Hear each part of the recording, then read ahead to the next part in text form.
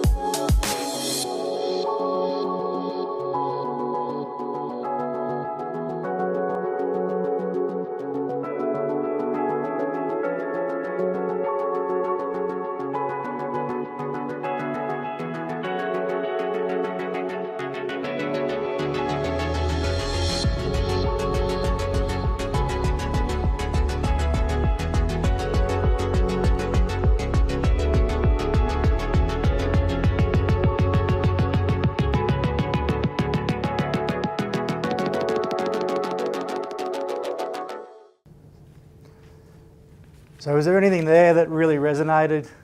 Someone want to throw it up? Someone want to throw something up? What resonated with you there? Anyone? The last statement, pretty strong. How can we change to give Generation Z the best opportunity to succeed? Okay, now I want to look at one of my Gen Z boys that I manage. Okay, 16 to 18-year-olds. These are a few of his masters. So I run this program which is called the AFL Academy. Through the AFL Academy I have 30 18-year-olds, so under 18, so that would be draft year this year, who I manage, and 30 17-year-olds who are draft age next year. Under that he has a state academy. This boy Ben King, probably going to be an early draft selection this year, 201 centimetres, can play forward and back, like they all can. But there's another master, another person that's involved in his development and management. Then it gets really hairy. Then he's got his local club, his TAC Cup the State League club, the Sandringham Dragons. This is where, with school, he spends the most time. So you're starting to see these kids have got a lot on their plate. Okay, add to that family, friends, schoolwork, which is probably the most important thing. Okay, these kids have a lot of commitments. So how can we make it easier for them to be able to develop them? So just on this, AFL Academy, there's 5 state academies who play in the national championships. So we're dealing with a lot of different people in relation to these boys. There's 12 TAC Cup clubs. So that's only in Victoria. So you go to all the different states and you're probably dealing with about 30 state league clubs. There's 30 private schools in Victoria who run football programs. So you're dealing with a lot of people. Okay, so how do we communicate? And I really resonated with your talk, Brad, because you're probably dealing with a lot of similar issues.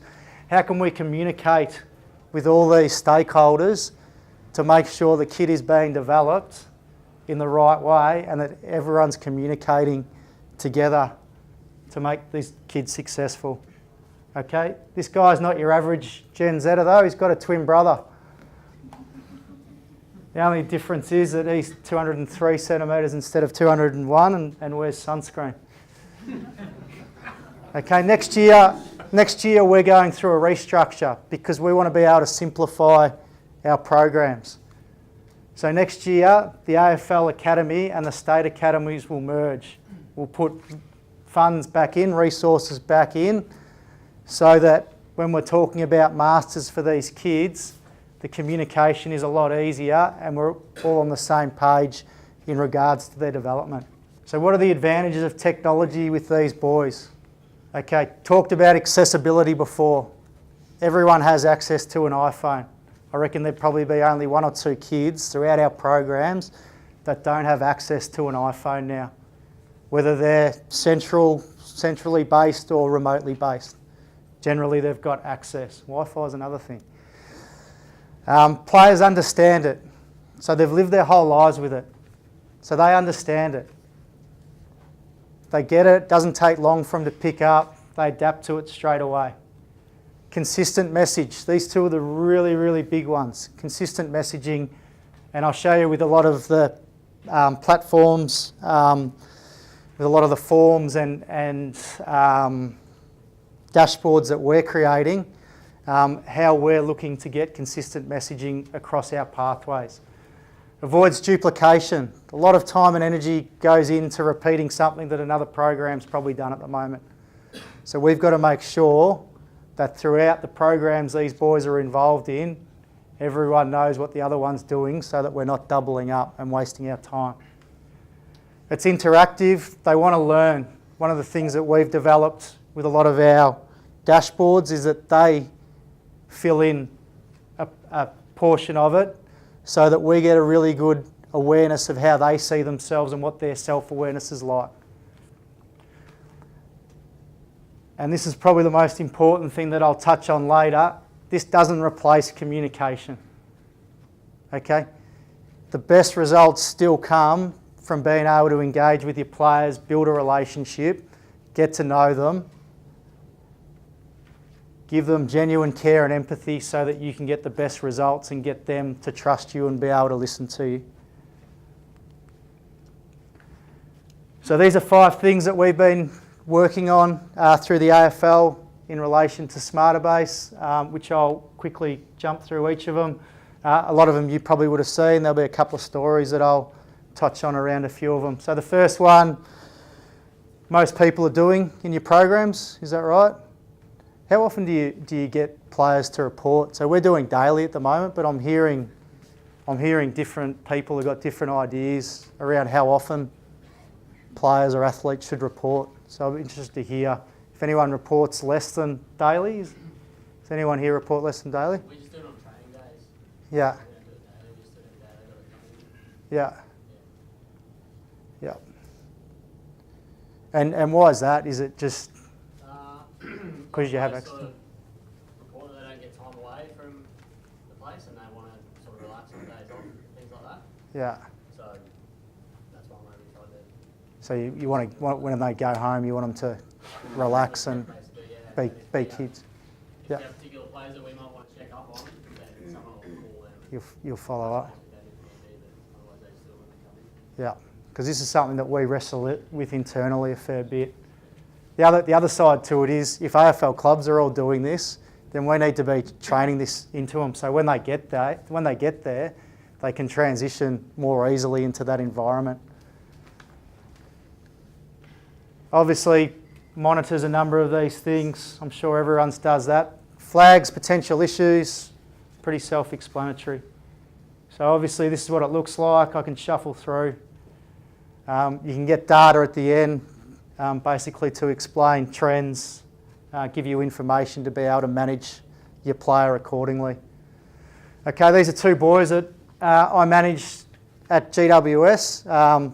One thing they have in common, both captains of the club, really good people, really good players. Okay, one thing that these two have showed me is that to be a successful athlete, you don't need to have a set personality type. Okay, one of these guys would report absolutely everything. He will report everything. Really good self-awareness. He'll give you absolutely everything. You'll know what's going on with him. Okay, in terms of follow-up, if he's got an issue, he'll probably report it. So you won't need to follow up as much. Another guy, one of these guys, I won't tell you which one, never reports a thing. Okay, will not report a thing. And when you're managing him, you need to be able to dig a little bit deeper.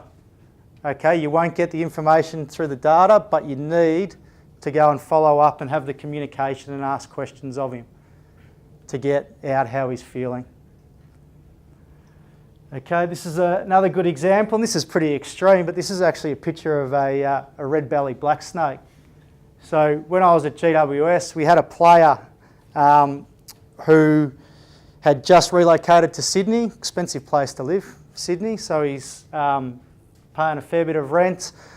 He's on minimum wage, and he reported one morning lack of sleep, fatigue, mood, stress, all really, really high. The flags came up. He actually had a newborn too, so it wasn't uncommon for him to report like that.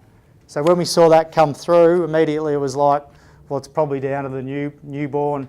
But through communication, through digging deeper, we found out the day before that his dog had been bitten by a red belly black snake, which is that one right there. Sorry about the dodgy photos on the iPhone. But the thing about this was we could then put things into place to be able to manage him. So what we went and did was we set up a structure around him so that his family had support. It had cost him $8K to save the dog, to get the anti-venom. So we needed to get some money forwarded. We needed to put things in place throughout the club to be able to support him. Because at the end of the day, what do you want these athletes being able to focus on? You want to be able to focus on coming to training and training hard and then going out and being able to perform. Another thing that we're trying to create, which I must say at the moment we haven't nailed, we're trying to create season schedules that go up for them. So if they've got 4 different teams that they play for through the year, you can put it in and it'll automatically populate and you'll be able to see where they're going to be playing that weekend. So that when the week comes that they've got a massive clash, the conversations aren't difficult for the kid because he already knows where he's playing. Okay, so it's set. Obviously, through that, you need the ability to be able to add other commitments with what they're doing in their lives, self-explanatory, and hopefully, as we go, it can also provide us with a load management system to be able to put in other things like GPS data under construction.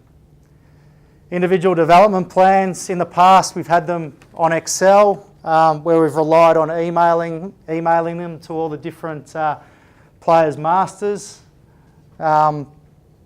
We've changed it a bit, it's gone on to Smarterbase now.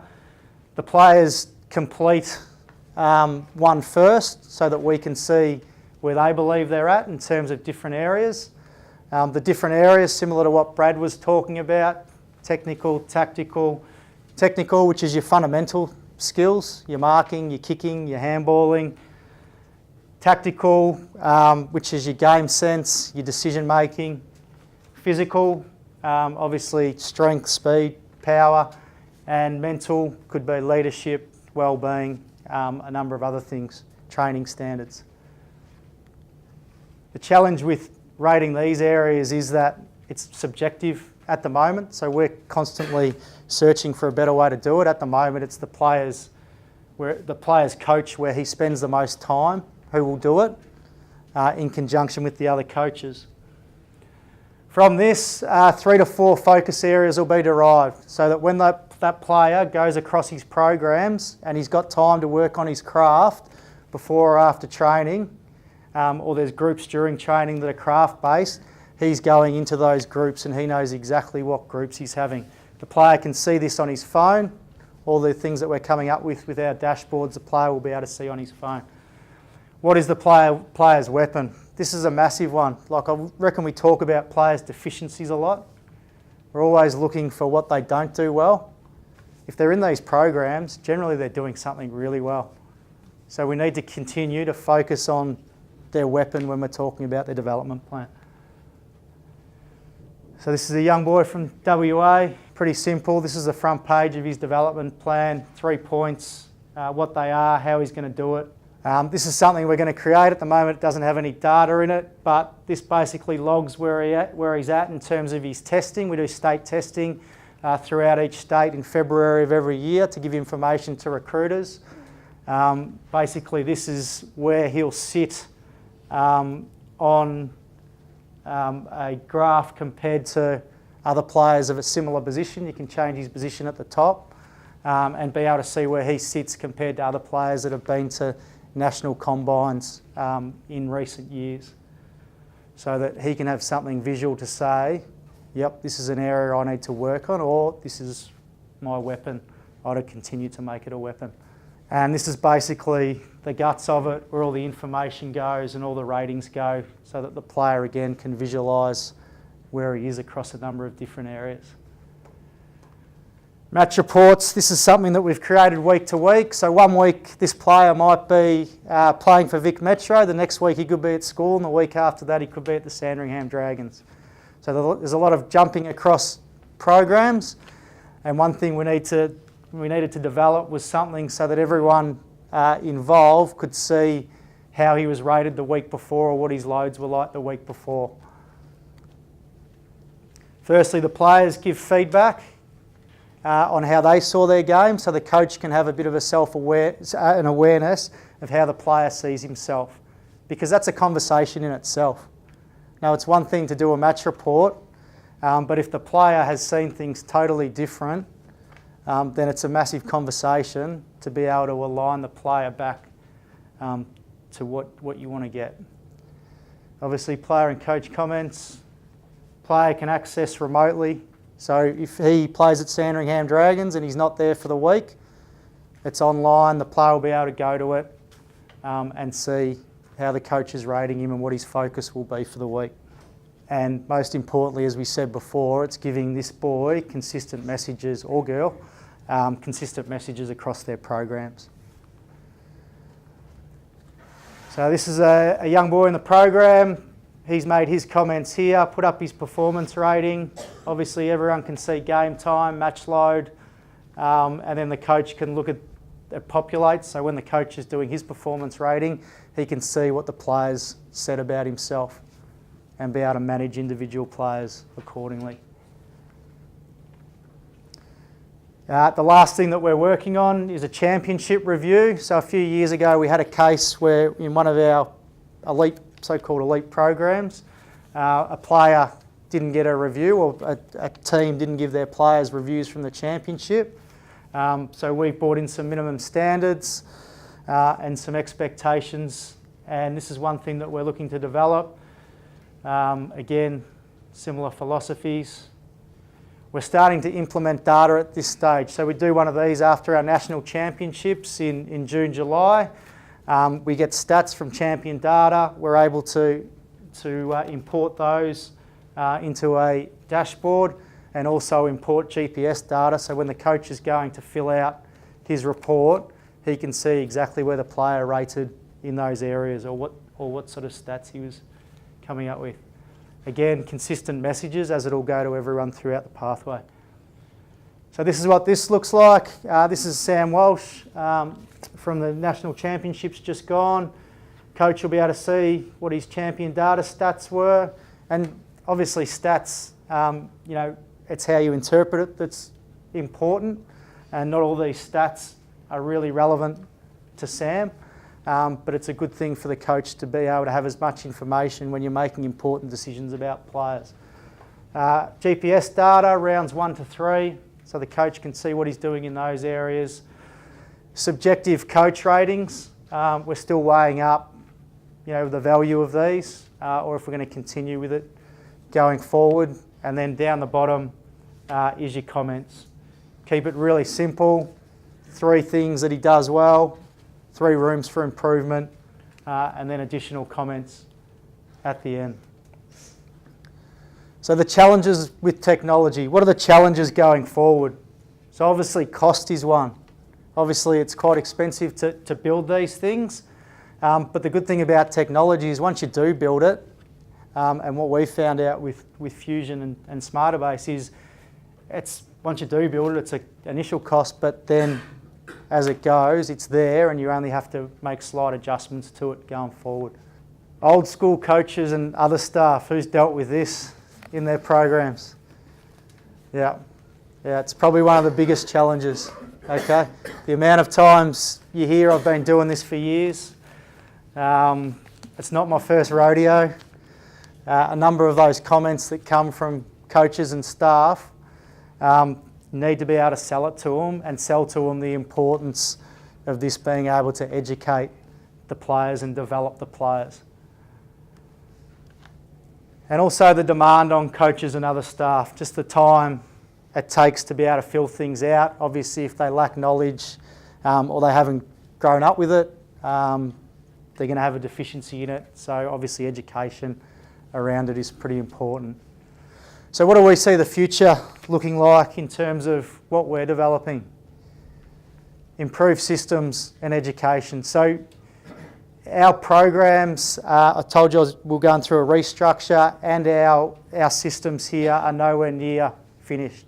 If anyone's got any feedback or ways that they think we can improve, more than willing. As Brad said before, we're really open to learning and making this better because we know it's going to help our players. Education, we need to give people in our pathways more education. Okay, if we're asking them to buy in and to be able to do it, we need to make sure that they're at a level where they can execute. Information sharing to continue to development. So in the next couple of years, where I envisage this going, is that all these clubs, when a player is selected by one of these clubs and they say it's a $300,000 investment to draft a player, that's not what they get paid, but it's a $300 investment over the time that they're at a club, okay, each. So we need to make sure that we're giving them the information so they can continue that player's development. So if one of our players goes to the Western Bulldogs, we'll be able to shift that information through permissions and the like, which Smarterbase can do, over to the Western Bulldogs so that they can see what's been done with the player in the past, and it can be a natural progression to his development. Okay, back to Gen Z. So the issue with Gen Z, okay, it's social disconnection, okay? Why do you reckon it's social disconnection? What do you see when you see a group of kids now? What are they doing? Staring at their phones. Yeah, you walk through an airport, everyone's staring at their phones, okay? People say they're poor communicators and they have poor relationships. And the studies have shown that it's the most plausible explanation for mental health and unhappiness. Okay, social disconnection. So this is what, technology's great and it's going to go a long way, but this is what we need to continue to work on.